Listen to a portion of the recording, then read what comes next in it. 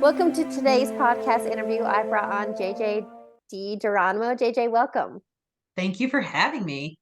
This has been a great pre-call. There's so much I want to cover, so we'll just talk extra fast. But for those that are new to you, please give a little background. Where do you live and what do you do? So I live in Ohio and I've been living all over the country in my career. But what I do now is I connect the dots for women and men that are interested in digging deeper than they've done to date and really recognizing that they know there's more out there for them. They just don't know how to make that happen. Well, and that's something I have conversations with people often is literally seeking, and I tend to attract kind of like those midlife crisis people. They did what society conditions them to do, but they're at this point in their life, there's like, I'm not fulfilled. Maybe it's a fork in the road, trying something new. So can you talk more about finding like your purpose, your passion, that thing you're meant to be doing? Yeah, that's great. And I just finished my third book. It's called Seeking, and it's very purposeful because it is a journey. Yeah. And that there's never one thing that's going to give you like the beaker that's going to be like, this is it. It's a lot of small breadcrumbs and even internal whispers that might make you pause for a second and say, wouldn't that be interesting? Or maybe I could do that. But oftentimes, many of us have this ego energy or voice that pops in and says, who do you think you are? You're not ready. You need a Yeah. certification. You should be Mhm. skilled to do that. And that's happened for me so many times in my life that has really put me on hold for longer than I probably want to admit. Imposter syndrome, that is something I definitely dealt with a few years ago. And I did, those are my questions. Who am I to do this? Who's going to listen to me? And, like I shared with you, Pam Grout calls that little voice in between her ears like an asshat. And can you share maybe ways that you're able to turn that off and to tune in, like to talk yourself into greatness rather than most people talk themselves out of it? Yes, yes. Well, I have to admit that I did not know how to do it myself. And even though I've been listening to self-help books for decades, I ended up in a therapist's office. And I was like, I have all these accomplishments. I have a lot of great things in my life, but I have so little joy. And I don't even know how to be joyful. I'm always grinding and delivering and on to the next thing. And I met with her a couple times and she said to me, each time you really need to go for mindfulness training. And I was sort of aggravated. I was like, why? I don't want to go to mindfulness training. That sounds ridiculous. I don't even understand what that word means. I'm a professional person that works in Silicon Valley. Like I need a solution. And she Mm. finally said, like, don't come back until you sign up for the training. So I ended up in a 8-week John Kabat-Zinn mindfulness course. And I like showed up like I would any business meeting, right? My Starbucks, my notebook, I'm like ready to get at it. And the mindfulness teacher is like, what is all this for? I'm like, what do you mean? I'm here to learn. And she's like, actually, we're going to kind of get rid of the notebook, maybe keep the coffee in the car. We're going to really just be present. And to be honest with you, I had no idea how to be present. No idea. I was always focused on the past or planning for the future. I was very successful in my own right, and I thought it was working for me. So I wasn't really even interested in going through the training. And it took me a couple times to really go through the whole 8 weeks. But I have to tell you, that was the most powerful training I've taken in the last 2 decades. And, I really have to thank this therapist because she was a guide or a person that really ushered me along my personal and spiritual path, because without that, I would never be here today. Well, and something you touched on in our pre-call, but I love the saying I was taught years ago that people come into our life for a reason, a season, or a lifetime. And that, you kind of shared people come in to help us with lessons. Are you familiar with Peter Crone? Yeah. Yeah. So he says people and circumstances come into our life to reveal where we're not healed. So rather than the victim mentality, blaming, how can we help people to accept and be curious and grow through what they go through? I think it's super simple. And I really took this nugget from Jen Sincero. She uses a tagline, this is good because. Mm, So whatever you're going through, this is good because, whether it's a divorce or your family, you lost a family member or you lost your job, this yeah. is good because. And, life doesn't happen to us, as you're mentioning, it happens for us, as many spiritual seekers remind us.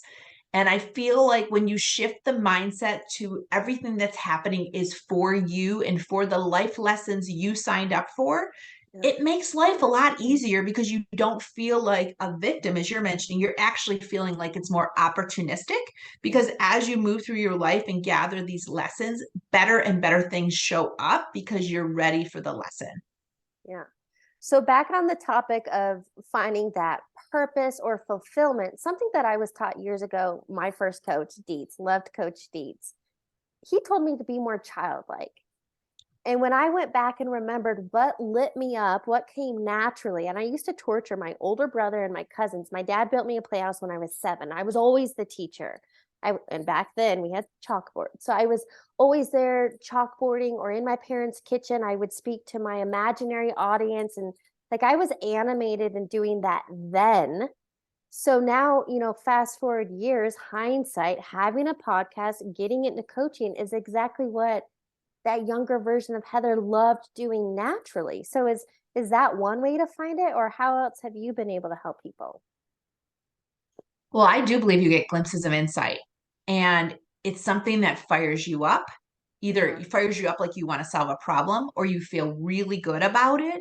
And I think it's important to think through your life of the glimpses of insight.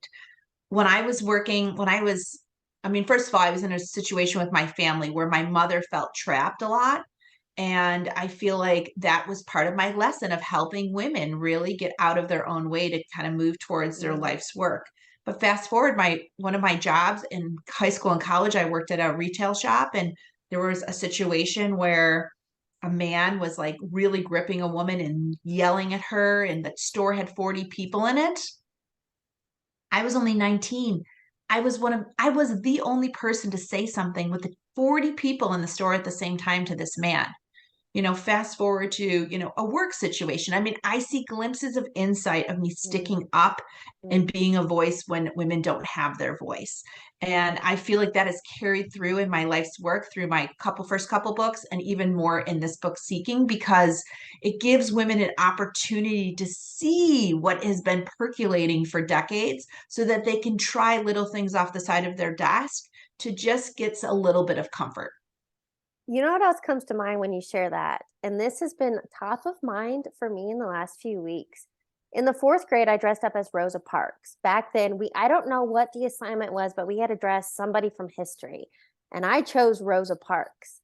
And today I feel like I'm the one to take a stand because just like you, people aren't leading. People are like kind of these, and I don't want to use the term sheep, but kind of lost going through the motions. And my whole thing is like, I feel like humanity has amnesia. We forgot who we are. And I'm just here to like pave the pathway, shine the light, and just, help people wake up.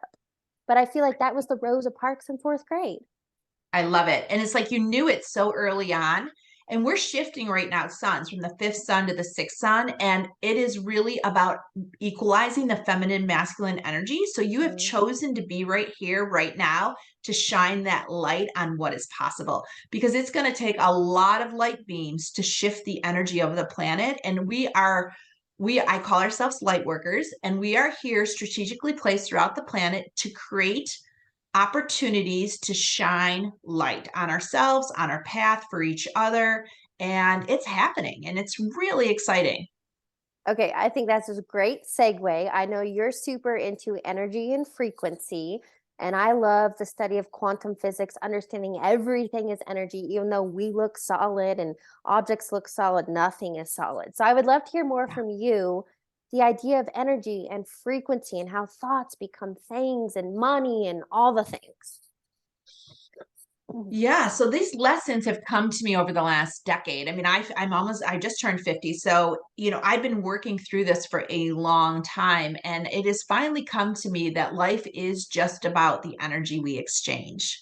And the energy we exchange is clearly based on how we feel on the inside about ourselves first. So, if you're attracting people, situations, jobs that you're not happy about or not aligning to your best self, you got to check here first because generally you are a magnet, and it takes a little bit. Like you need to really do some self assessments. And one of the things I did even for my My first book is I created an energy chart. As I moved through my day, every time I changed the thing I was doing, I said, do I have good energy or bad energy about this? And it could be like dropping off the kids, writing a proposal, jumping on a conference call, helping somebody in my community. Didn't matter. Doesn't matter what the task is. Do you have good energy or bad energy? That's the first thing. The second thing, I had to mind my thoughts. So I had to say, as I go through my day, are my thoughts that I'm saying inside, ones I'm not sharing with other people, they could be about myself, they could be about other people, are they positive or negative? Because when I was really at sort of a really low point in my life, I was swimming in a mud puddle. And I was swimming in that mud puddle because not only was everything I was saying to myself and about other people in my head so negative, but I was aligning to the wrong activities. And so if you're in the mud puddle right now, you need to look at both of those aspects of your life to see where you're at. And if you're kind of in the middle, like everything's kind of okay, you probably still have stuff that's draining your energy that you need to be really mindful. And I have this chart I use all the time, Power of No, to really understand where should I be saying no, where I've been saying yes, because oftentimes it's just aligning to the wrong things in life because you think you should, you feel guilty, or you want to be liked. On that note, I love the saying, stop shoulding all over yourself. I Yeah. legitimately took it out of my vocabulary. I don't use that Yes. word. And I think I first heard it from Marie Forleo, but I'm not positive who actually said it first. But if it's not a hell yes, it's a no. If I Yeah. have to question it or like, it's a no. It is a no for me. Can we go back to the idea of energy? So I got hooked into some YouTube videos in the last few months talking all about the mirror principle, which I love.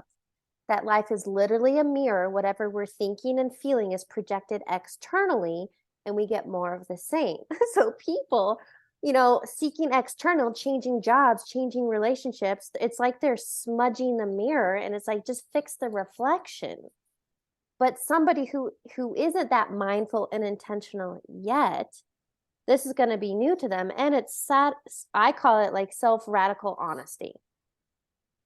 So somebody new to this and being like, taking 100% responsibility, no blame, how would you offer them to get started in that mental shift?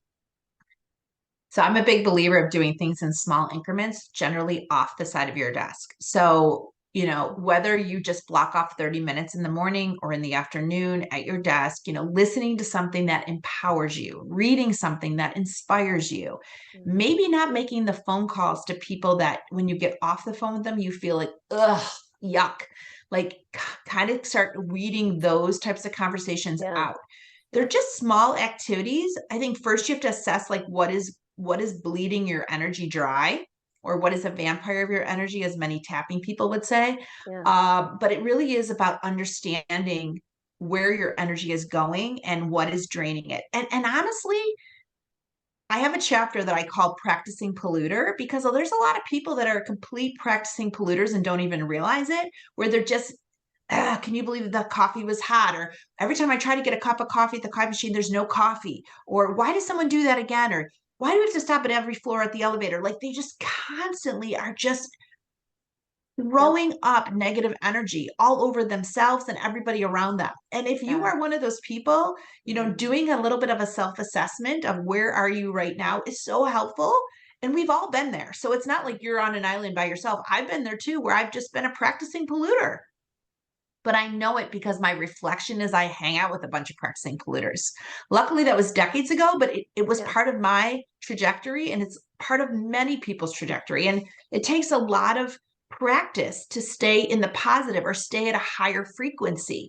And you have to be mindful not only what you say outward, but what you say inward to yourself, what you align to, the relationships you accept to be in, Yeah. and the work that you align yourself to. Like all of that is at play. And even if you feel like you're locked in, well, I'm locked into this role, I'm locked into this, even the mindset is you're really not locked into anything, but you choose to be there. So if you have to go to a job you hate, you should show up at the highest frequency you can, because that will allow you to break the top off for something new. Okay. Something that you just shared, because I was going through life's motions, going to a job I hated. And in order to get out of that funk, I started practicing gratitude. I am so grateful I have a job to go to, that I can pay my bills. I know this is temporary. And again, I talked myself into it by focusing on gratitude. And back at my old corporate job, on my whiteboard, I had an attitude of gratitude. So that was my own. But something you brought up there, oh, what was that polluter word you used? Oh, practicing polluter. Love that. This is Practicing something polluter. I would love to hear from you, maybe a tangible takeaway we could offer listeners, but something I was taught years ago for a pattern interrupt. When you're like, if you catch yourself always complaining, when you catch yourself, so you can wear a rubber band or a hair tie and snap it, because that's a pattern interrupt. So you start catching yourself, and slowly by catching yourself and changing it and maybe replacing it, then you're going to stop doing that. Is there anything you can offer? Yeah, that's awesome. I find myself, I do something similar, but I just use my toes, or if I don't have a band, I snap my finger. Sometimes I pinch my inner, like I'll pinch my arm sometimes. Uh, but it takes to be present. And I think that's the trick is like, Yeah. if you're not doing any type of mindfulness, if you've never done mindfulness, maybe just listen to a couple, apps that do it. We all know the apps are out there. We've heard them 100 times, or even just go onto YouTube and just pick a free video. Like, what is mindfulness? Can you walk me through some steps? Because it isn't until you're in the present moment that you can catch yourself. Because if you're planning what is ahead, or what already happened, you're focusing on how you should have talked different, what you should have said, what you should have done. You're never going to catch that conversation in your head. And I think for me, I have to make sure I'm present. And that's where I'm like tapping my toes and pinching my fingers or snapping my fingers, anything to just make sure that I'm right here, right now. Yeah. I guess for me at this point, but again, this has been years of practice. When Yeah. I catch myself, I call it, the rabbit hole, that monkey mind, that mental chaos, whatever triggered it, like I don't resist it anymore. Like whatever you resist persists. I don't suppress it and try to push it down. What I use is, okay, an emotion, a thought, something wants to be seen, felt, and released. And this is very a mindfulness practice, right? A lot of practice. Or I take a break, I go for a walk, I go for a run, I listen to Yeah. music, I dance, I get movement, and then I can come back with a clearer mind on how to reassess the situation. But for me, I can feel it in my body, tightness in the chest. We can feel it, right? There's discomfort, and that's kind of like the check engine light, like, something's off. That's the time to Yeah. take. And I think just shifting the mind, this is good Yeah. Yeah. because, right? Because our Yeah. ego kicks in and says, I can't believe they did us wrong. Or maybe a fear-based thought comes in, or maybe you feel like you were wronged, or whatever it is. That is the ego. And a lot of times what I have to do is just like tap my head and like almost drag the thought down to my heart. Mm. And then I sit with the thought, because if I let my mind decide how I feel about it, I'm always going to be ticked off or aggravated or fearful, or I feel silly, or I wish I would have done it differently. And honestly, that's just such a waste of time and energy. And it immediately brings my frequency down. So I really try to gather, or I do this lasso energy where I take the idea and mentally lasso it and pull it down into my heart and let it sit there. And then I say, this is good because. Because a lot of times it's the lesson. Like, have you learned that lesson? Are you going to let that person aggravate you? Are you going to let that person tell you your work doesn't matter? Like, whatever it is for you, it does not matter. But it's like, how do you bring love and light to that lesson so that you can move through it? Okay, so I love your phrase. This is good because, and when I want to share when I learned from Kyle Cease, and when I first heard him say this, I was like, "You're drunk."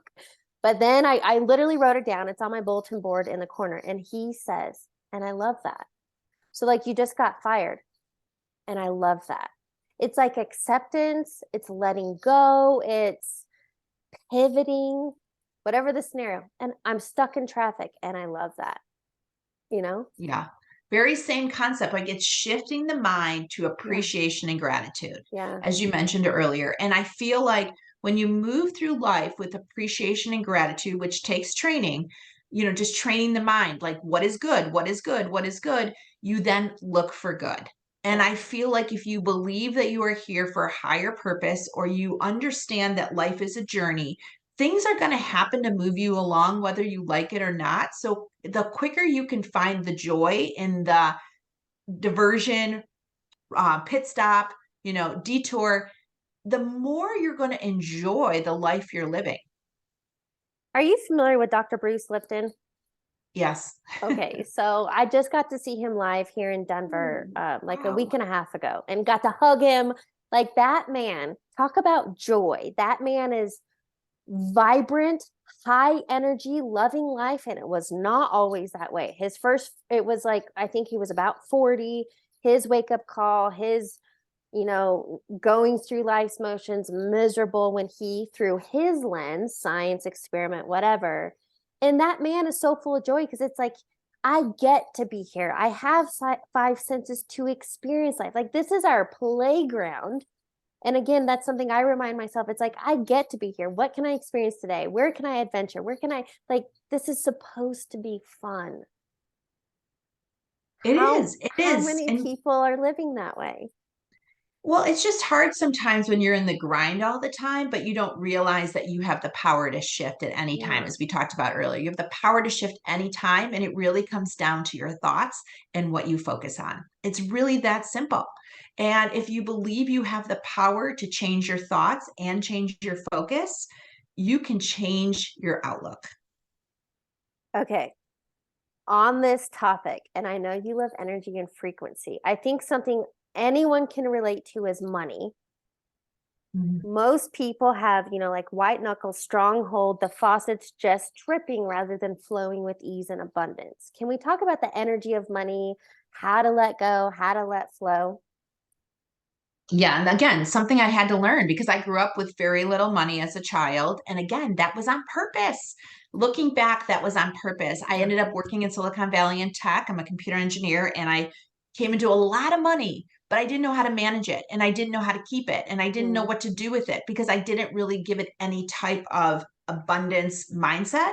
And it would come and go, and I would be like trying to catch it and then feeling good and bad about myself all in the same week. So I would tell you that money is not much different than anything else. It has a frequency and it has the frequency you give it. So if you think of money in abundance and that it is a tool to advance things that are important to you, use it as such. So if you're investing in things that maybe either clothes that maybe you don't know where they come from, or food that doesn't really fuel you, or maybe you're not really investing in anything that means anything to you from a nonprofit or an experience perspective, it's probably that your money energy is stale. So you really need to use it as a tool to not only align with what's important to you, but align what you want to see move forward. And if you start in that mindset with even $5 a week or 50 cents or 500, it doesn't matter. It's Mm. all about the mindset of using money as a tool and not the mentality of hoarding it. And one of my favorite money teachers is Lynn Twist, and she has an awesome book called The Soul of Money. Um, on that note, I want your perspective because this came through my emails in the last few days. I have a life assessment on my website, and what somebody wrote in their short-term goals was to get out of debt. Now, when we're talking energy, thoughts, frequency, focus, what would you say to that phrase? I would definitely talk to them about what areas of their life they feel empty, because to me, debt is just a mirror of an emptiness within. Mm. So it's possible they had childhood situations that they haven't been able to let go of, or relationships that have left them dry. So they really have to learn to kind of how do they fill their tank from within. And as they learn to do that, the abundance around them will also elevate.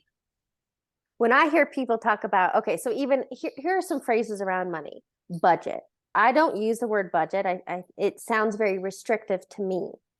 And years ago, somebody on my podcast, like a financial person, said a spending plan. And I was like, oh, that term is fun, right? Who doesn't want a spending plan? And these are just semantics. But for me, when somebody comes and they're talking about wanting to get out of debt, you're focused on debt. So the truth is, you want abundance, you want financial freedom. Use those terms in that offering rather than, because what I understand about the subconscious mind and the RAS, the reticular activating system, focusing on debt, wanting to get in or out of, all your mind hears is debt, debt, debt, debt, debt, and you're going to accumulate more, right? Yeah, that's absolutely true. The language is really important, but whether it's money or food or sex, like all Yeah. of that is like is there's something harboring inside that is coming out in those ways. So like, what is the root of the deficit? What is Well, that? Where do you need to work through that? And that's where I use a lot of energy practitioners, because whether you're using tapping or iridology or astrology or, any type of energy practices that are out there, tapping or acupuncture, even yoga, it is to dig deep into the stories that are driving your decisions. And I feel like I could not do that alone. And that's really why I've had to shift personally, is to recognize that I needed help digging through my stories, which held and anchored so much energy that drove my exterior. I love that. It's stories. And ultimately, I guess what I talk about is dealing with the root cause. Yeah. Don't band-aid the symptom. Like if your relationship sucks and you want out in a new one, realize you are the common denominator. And so I had my own wake-up call years ago. I went from relationship to relationship, different face, same situation. And I was like, why do I keep attracting the same guy? And it was my internal story. I didn't realize I had created the story. My dad worked, my mom stayed at home. So my dad was gone a lot. Somehow that little girl created a story that I was not worthy and deserving of dad's time and attention. So who would I attract? Emotionally unavailable workaholic men, until I changed that story. And I literally didn't figure that out until I was like 32. Oh, So, you're lucky you got it at 32. That's what I'm saying. I mean, women and yeah, men are trying to figure out that at 82. So the yeah, fact that you're receptive and open and inquisitive, and you do things to nurture your soul to give you that awareness, is so important. And like, so many people, as you said, even before, they spend so much time watching what other people are doing, whether it's on TV or wherever it is, doesn't matter. But like, if you just took a fraction of that time to say, hey, what's happening inside here? Like, how do I feel about myself? Am I supportive? Am I aligning to the energy I want? What kind of relationships do I pick? What energy do I give money? How do my parents' relationship affect my relationships? Just a little bit of seeking, you could really shift your view in just a few months. yeah. You know what? From this conversation, something that's top of mind, and again, if the condition does not matter, but what we've talked about is money, maybe it's relationships, but at any point, if there's lack, limitation, fear, not enough, right? Not enough. I have found that the root cause tends to be feelings or beliefs that you're unworthy or not enough. So, isn't it about dealing with those stories, those beliefs, and then we open up the floodgates?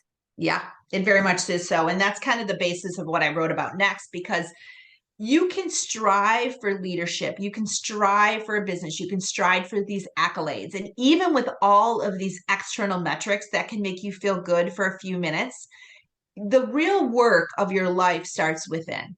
Yeah. 100%. And because like I had chased all those things and I wasn't fulfilled, I wasn't happy.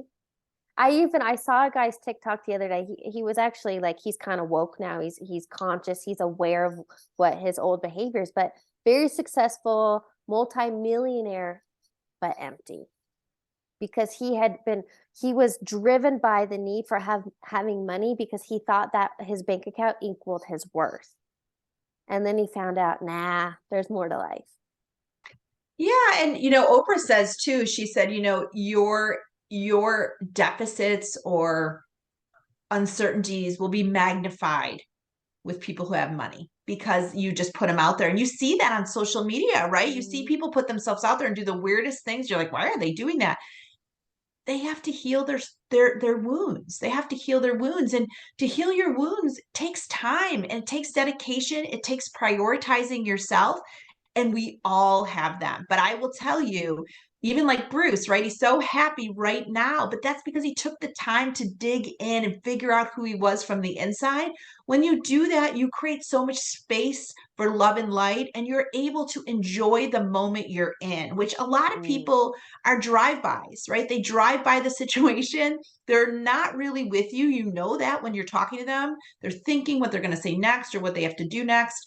And I feel like the really huge secret of life is being in the present moment, which takes a lot of practice, gives you the ability to enjoy the fruits of life, each other, and ourselves. And when we're present, we don't have worries, right? We're not future tripping about like, do you have enough money today? Do you have shelter and everything you need today in this moment? Yes. And like even that has been a practice of mine. Like, am I okay right now in this moment? Yes. Yeah. So if you're listening right now, I mean, you're listening for a reason, Mm-hmm. taking some inventory of where you are energetically about yourself, about what you say to other people, about the Yeah. relationships you accept to live within, and how you value money. I mean, those are just a few of tips of the iceberg, but it'll give you great insight of where you are in your journey. And if you Mm. feel inclined, maybe take up a mindfulness class, because I feel like for me, that was the crack of the door that really opened up the oasis of the energy, and just even getting us together right now happened because of that decision back in 2016, which came because my life was falling apart. And like the Yeah. universe was like, all right, enough. We're Yeah. sick of you running around being a goof, like doing your work. You need to do the real work you said you would do while you're on the planet. And so I had a true tower card in my life. Everything fell to shit. And I had to pick up and say, who the heck am I? Like, I hope all of you listening don't have to go through that, and Yeah. just start now. Well, and Dispenza says that people do one of two things. They either change from a state of complete despair, bankruptcy, divorce, a health scare, like from rock bottom, or people choose to change from a state of inspiration. And you're right. Like you have a choice every single day who you want to be. And I call it living life by design or by default. Which do you want? I It's a would, beautiful yeah, question. I It's a would love beautiful question. yeah, I'd love to hear from you. What are some of your daily rituals or practices to keep you on track? Because you're human, I'm human, I fall off track. But what tools do you have in your tool belt to keep you forward focused and intentional? Yeah, so it's kind of simple. I'm a simple person. Like, I just try to listen to the right thing. So I do not listen or watch anything that makes me feel afraid or gives me negative like energy. So like the TV's like a no-no most times. I record shows I like that are uplifting, or I watch stuff that is going to inspire me. So that's how I really pay attention to like what I consume from an information source. I'm a huge, like, I love YouTube. I listen to so many great speakers, and I'm a big Audible listener on books. So I'm constantly listening to things that are going to maintain or raise my frequency. But I Yeah. also try to make healthy choices in what I eat. I really do try to take care of myself and nurture myself from the inside out. And then anytime I can get in nature, is really big. Even if it's for 10 minutes, it's just Yeah. standing outside and trying to use all my senses to see the things that I notice. So I try to pick Mm. 20 things that I'm noticing, which takes me a few minutes. Like, what is 20 things I either hear, taste, smell, see? And just that, again, it's a practice of just being in the experience. In the moment. Something I wrote down that I love that you said is, each day, what are you doing to maintain or raise your frequency? I liked that. That was good. So, question for you: what do you believe is a key takeaway you want listeners to get? Well, I just think wherever you are is where you're supposed to be right now. But if you're listening to us right now, it's not on accident. And there's probably one, three, or five nuggets that we talked about that resonate with you. I would say write them down in your phone, schedule some time in the next day or two to do something slightly different than you're doing right now, so that you can benefit from the energy that we're manifesting together. Yeah. And I love that because the saying out there, knowledge is power. And it's like, no, I was a self-help junkie. I was consuming, constantly consuming, but not applying and implementing. And so now that is what like I preach from the rooftops is apply, like you just said, sit down, take the time, whatever resonates, those golden nuggets, and actually apply and implement even one thing, because that can have a huge shift in your life. It sure can. It sure can. I'd love to wrap up the interview, so I have a few rapid fire questions for you. Okay, sounds good. To First like one. Kundalini it here. I got to be like, okay, what's the energy? First one. What is a quote or motto that you live by? My favorite quote is I have it on my wall: get rich from the energy you create. Can you expand on that? Get rich from the energy you create. So, like many of us are like, oh, if I get to this dollar amount or I do this, but really it's like get rich from the energy you create. And every day I start my day saying, I am focused on working with integrity and raising my frequency to share it with others. And that's really how I start my day every day, is making sure that I set the tone of making sure I protect my frequency and that my goal is to share it with others, however that may come. Podcast, phone call, email, chat, and it's everybody, like people at the grocery store, people at the gas station, people like you and I. Like it's across the board. Like I want to make sure that I share the frequency with others every chance I get. Okay, for some reason I got this visual while you shared that, and I feel the need, we need to let people know. If we're big on energy and frequency, but somebody who's newer to this, when I first heard this through Abraham Hicks, Abe talks about radio stations. I also think of it as like rungs on a ladder. So can you please help people understand that, like, if you're tuned into 80.5, but the life, the money, the relationships, the happiness you desire on 100.1, Mhm. how do you bridge the gap? Super simple, right? First, how you talk to yourself. What do you say to yourself? How do you talk to others? Who do you choose to spend time with? What do you choose to watch? What do you choose to read? How do you choose to move through life? All of those things will tell you where you are in a frequency level. Because if you're grinding at a level that you're not feeling that excited about your life, you have the opportunity to raise your frequency. And it just takes a few small steps, right? And talk about, like we talked about earlier, what are you watching? What are you saying? What are you reading? Who are you talking to? If that is not really filling your soul at the level you want to be filled with, you can do small steps. Maybe Yeah. just change the things you watch. Just Yep. change the things you watch. Stop watching the news. Greatest step, easiest step, stop watching the news. Yep. Why? Because the first 20 minutes is scary as heck. I don't want to go out in that world. Right. So I just don't watch it. I Yep. read the news I want to read online, but everything else that scares me, I just don't have a space for that energy. I don't want to move through life in fear. I want to move through life in love. And I choose everything I do in that realm. Now, do I still have fights with my husband? Yes. Do I still want to, wring my kids' necks for not picking up their wet towels? Yes. But I would say most hours of the day, I want to be at an energy that I want to receive. That's how I want to give it out. Yeah, that's literally on my daily flip calendar today. Give what you wish to receive. Yes, lead by example. Okay, what is a book you're currently reading or highly recommend? Oh, okay. So one of my favorite books is Rise, Sister, Rise by Rebecca Campbell. I absolutely love that book. I love Rising Strong by Brene Brown. I love The Soul of Money, as I mentioned, by Lynn Twist. I'm reading a book right now by a pastor that's talking about, not living in fear. I can't remember the name is. I'll have to send it to you. But I just feel like books are such wonderful tools, and I listen to everything on Audible. So whether I'm in the grocery store or in the pickup line or I'm folding laundry, I'm generally listening to something that excites me. So even tasks I don't really always crazy about, I try to inspire them with inspiring words so that it's like joyful. You and I love that. I do the same thing with laundry because laundry is a bit monotonous, right? But I Yeah. always I'm tuning into something. I saw someone else do this. I was like, that is amazing. So how often are we on our phones? A lot. But I have my apps sorted and organized by different categories. You can name your categories. So as an example, my social media one, the title of it is I inspire others. My travel one with the different airlines or whatever, it's the places I will go. You know Oh, what I that's mean? Like awesome. Like the very, containers. Yes, on your phone. yes, I know exactly. That's super fun. Like it's a yeah, real visualization of opportunity. yes. I All love right. that. Final question. What advice would you give your younger self? Oh, relax. Stop working so hard. It's all going to come together. Enjoy the journey. And such a great note to end on. JJ, thank you so much for joining me. Such a pleasure. Thank you, Heather.